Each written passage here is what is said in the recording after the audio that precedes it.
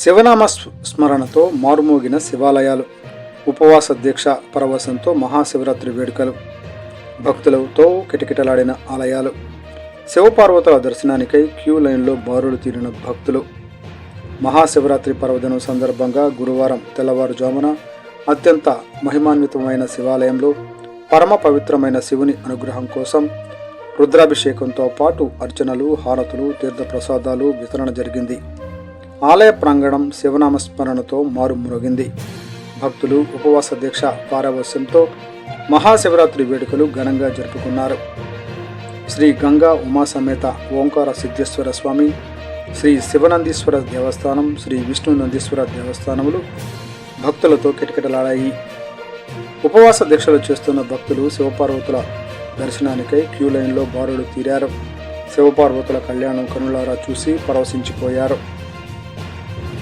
ఓంకార క్షేత్రంలో అధిక సంఖ్యలో భక్తులు పాల్గొన్నారు. పోలీసు శాఖ వారు భక్తులకు ఎలాంటి ఇబ్బందులు కలగకుండా పర్యవేక్షిస్తున్నారు. మహాశివరాత్రి హిందువులు ఆచరించే ఒక ముఖ్యమైన పండుగలలో ఒకటి. ఇది శివపార్వతుల వివాహం జరిగిన రోజు అని, ఆ రోజు రాత్రి శివుడు తాండవం చేసే రోజు హిందువులు పవిత్రంగా భావించి ప్రత్యేక పూజలు, ఉపవాస దీక్షలు చేసి ఖర్జూర పండు, కొబ్బరి నీళ్లతో ఒక పొద్దు ఇడుస్తారు.